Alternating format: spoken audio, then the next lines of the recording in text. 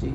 ये सेकंड हमारे पास है कोशेंट लॉ, जो कि प्रूफ करना है कि x ओवर y बराबर होता है log x minus log y। Base कोई भी हो सकती है, जरूरी नहीं है ये बेस a ही हो, बेस कोई भी हो, बस रकमें अगर दो डिवाइड हो रही हैं तो log जो न्यूमरेटर है उसका log पहले और जो डिनोमिनेटर है उसका log बाद में।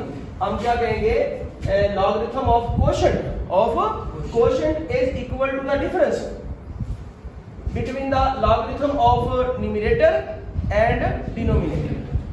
समझ रहे जी कि अगर कोई दो रकमें तकसीम हो रही हैं उनका जो लॉग होगा वो बराबर होता है फर्क के। किस फर्क के? कि लॉग शुमार कनिंदा का जो लॉग है वो पहले लेना और जो मखरज है उसका लॉग बाद में लेना। ये न्यूमरेटर होता है और ये डिनोमिनेटर, शुमार कनिंदा मखरज। ठीक है जी। अभी हम इसको प्रूफ करते हैं। पहला प्रूफ जो किया बिल्कुल वही स्टेप चलेंगे, जरा देखें प्रूफ क्या किया। पहले स्टेप में लेट किया था, किसको? इस वाले को log बेस ए में x, ये हमने m फर्ज किया था इस, और कोमा लगा के ये दूसरा log बेस a में y जो है ये आपने n कह दिया। और इसके बाद अगला स्टेप क्या किया था? राइटिंग इन एक्सपोनेंशियल फॉर्म,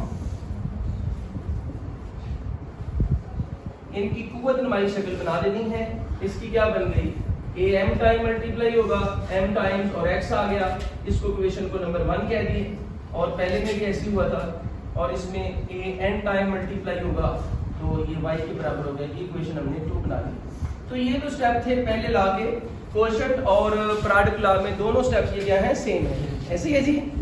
अच्छा, अभी इसके बाद आपने क्या किया था? मल्टीप्लाई किया था। क्या किया था? मल्टीप्लाई किया था क्वेश्चन नंबर 1 को क्वेश्चन नंबर 2 के साथ। अभी आपको x ऊपर चाहिए और y नीचे चाहिए, तो आपको इस रकम पर इसको क्या करना होगा? डिवाइड करना होगा। Dividing equation number 1 by equation number 2। Equation number 1 जो है इसको बीच में रख के इक्वेशन नंबर 2 पे आप डिवाइड करेंगे। और यहाँ डिवाइड करने का असूल क्या है कि ये दोनों जो है इसकी लेफ्ट और राइट न्यूमरेटर में लिखे जाएंगे और ये इसमें लिखे जाएंगे डिनोमिनेटर में। अगली जानना आ जाएगी, ये देखें a की power m is equal to x, और उधर देखें इधर क्या है? a की power n is equal to y, तो ये इक्वालिटी का साइन आएगा। लेफ्ट साइड को लेफ्ट पे डिवाइड कर दिया और राइट को राइट पे डिवाइड कर दिया। समझ आ रही है? यही लिखा है ना हमने डिवाइड करने से। ठीक है, तो जरा ये पावर रूल के मुताबिक देखें। ऊपर वाला बेस लिख लिया, निचली पावर m में से n जो है वो सब्ट्रैक्ट होगी, बराबर है x ओवर y। और यहाँ जब आप पहुंच गए हैं उसमें यहाँ प्लस का साइन आया था, इसमें माइनस का आया है, यहाँ ऊपर। तो इसके बाद दोबारा इसको किस में ले आना? हाँ जी, now writing in exponential form। अब इसकी बना लें एक्सपोनेंशियल फॉर्म। ये a m minus n time multiply होगी, क्या आंसर आ रहा है? x over y। तो इस बेस में log, इस बेस में किसका log? m x over y का, फिर किसके बराबर आना चाहिए? m माइनस n के बराबर आना चाहिए। समझ आ रही है? और इसको इक्वेशन कौन सा कहा था हमने? 2। और यहाँ पे भी इक्वेशन नंबर क्या बन गई? 2। पहले में सम आया था, यहाँ क्या आ गया? डिफरेंस आ गया। पुटिंग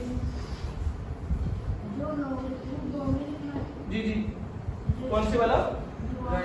सॉरी, ये एक्सपोनेंशियल फॉर्म तो ऑलरेडी है ना, तो writing in logarithmic form.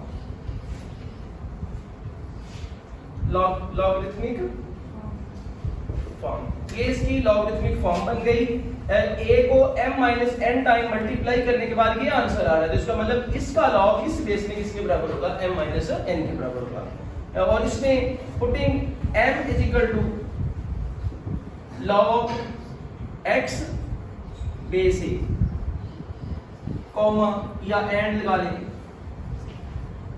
n is equal to log y to the base a in 1 in 2। इस 2 में आपने क्या पुट कर लेना है?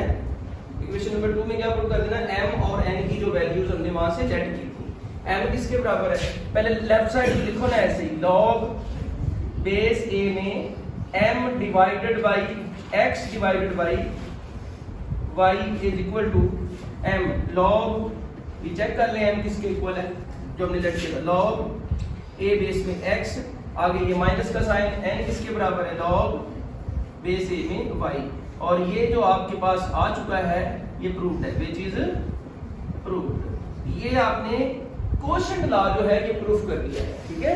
एग्जांपल के तौर पे जस्ट समझने के लिए ये जरा देखें, हम लिखते हैं log 2/3,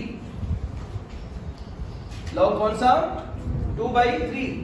जब मैंने ये लिखा है तो ये इस तरह का बेस क्यों नहीं लिखा गया, क्योंकि बेस इसकी कितनी है 10 है, ये कॉमन लॉगरिथम है, तो इसको कैसे लिखेंगे, हम लिखेंगे log 2 माइनस log 3, न्यूमरेटर का log माइनस जो है वो डिनोमिनेटर का log, ठीक है जी। तो वो अगर यहाँ पे इन दोनों का प्रोडक्ट होता तो यहाँ साम आना था, अब ये क्या है दोनों का क्वोशंट है, तो ये फिर क्या आएगा, डिफरेंस आएगा।